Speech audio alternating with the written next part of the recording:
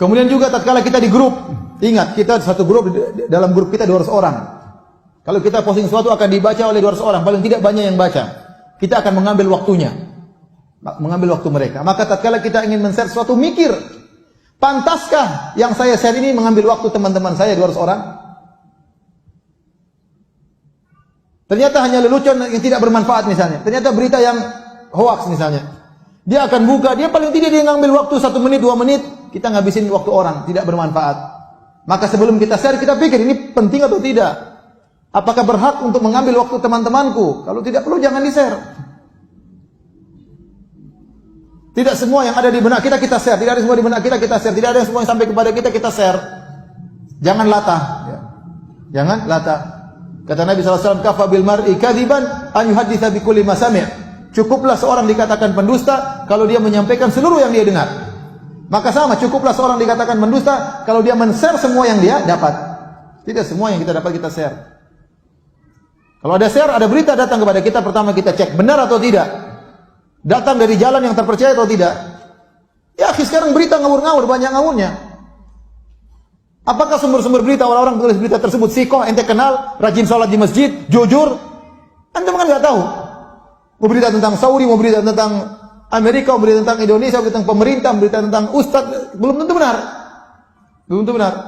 Kalau Anda mengenal yang bawa berita, maka Anda silakan. Tapi kalau enggak, hati-hati. Pertama, sebelum Anda men-share berita, pertama cek beritanya benar atau tidak. Kalau ternyata sudah benar, yang kedua manfaat atau tidak, maslahat atau tidak. Tidak semua yang benar kita sebarin. Kalau ternyata tidak bermanfaat, jangan disebarin. Tidak usah. Ngabisin waktu saudara-saudara kita. Ya.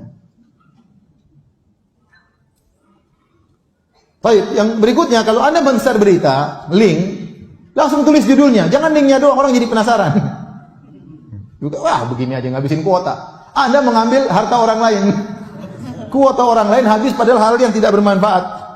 Maka, kalau Anda nge-share link, langsung judulnya. Ini berita tentang ini loh, selek langsung linknya. Jangan bikin orang penasaran. Sebagian orang kirim ke saya tanpa ada judul, ini apa, saya jadi penasaran. Bukan, ternyata nggak bermanfaat ya. Nggak bermanfaat. Atau berita yang sudah terulang, ternyata sudah kita baca sebelumnya, ngabisin kuota kita aja. Kemudian juga tatkala kita di grup ingin beri faedah, jangan terus-terusan kirim faedah.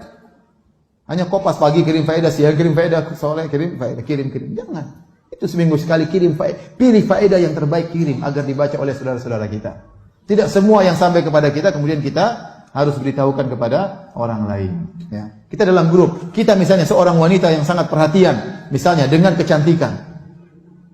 Ada berita sampai kepada kita, menurut kita sangat penting. Mungkin bagi orang lain tidak penting. Ternyata ini ada obat supaya bisa menurunkan berat badan. Terus kita kirim ke grup, padahal yang grup semua kurus-kurus. Cuma kita sendiri yang gemuk. Ya ngapain kita sebarkan di grup? Kalau ternyata di grup yang gemuk cuma 2 orang, kirim aja japri kepada 2 orang itu. Ngapain kirim ke grup? Kita tahu orang grup kurus-kurus semuanya. Maksud saya tidak semua yang menurut kita penting itu juga penting bagi orang lain. Harus kita pikirkan penting nggak bagi orang lain. Tidak semua penting yang bagi kita penting bagi orang lain. Kemudian juga kalau ngirim berita, ngirim waktu-waktu yang tepat. Jangan ngirim share jam 2 malam. Ngapain share berita jam 2 malam? Biar orang tahu Anda lagi sholat malam. Ini waktu lagi mereka mungkin lagi. Nanti orang ada apa sih bunyi? Ternyata nggak ada apa-apa. Mungkin dia lagi tidur, ting-ting, dia lupa matikan HP-nya. Jam 2 malam ada berita apa? Ternyata share yang tidak bermanfaat.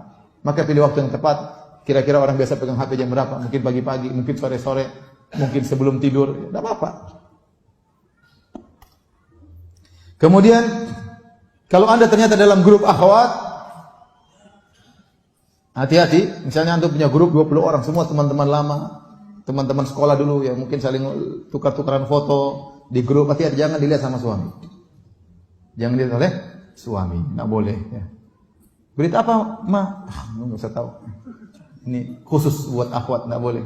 Ya. Karena jangan sampai kita memperlihatkan teman-teman kita yang cantik-cantik sama suami kita ya. Siapa tahu suami kita tertarik kan repot nanti. Enggak boleh. Rasulullah SAW mengatakan dalam hadisnya, la tubashirul mar'atul mar'ata fatan'atuha li zawjiha ka'annahu yanzuru ilaiha. Janganlah seorang wanita bertemu dengan wanita lain, kemudian dia pulang ketemu suaminya, dia ceritain, "Mas, tadi saya ketemu perempuan gini. Seakan-akan sang suami lihat langsung wanita tersebut. Ini tidak boleh oleh Nabi Shallallahu Alaihi Wasallam. Nanti buat suaminya penasaran. Tadi perempuan masya Allah mancungnya luar biasa, putihnya luar biasa. Siapa? Suaminya penasaran. Wong diceritakan saja nggak boleh, apalagi lihat langsung. Diceritain saja nggak boleh, apalagi lihat langsung. Nggak boleh. Ini amanah, dan belum tentu wanita ya teman kita tersebut ridho dilihat sama suami anti, belum tentu. Maka kalau sudah dalam grup amanah, jangan kita sebarkan foto-foto yang dalam grup tersebut, tidak boleh.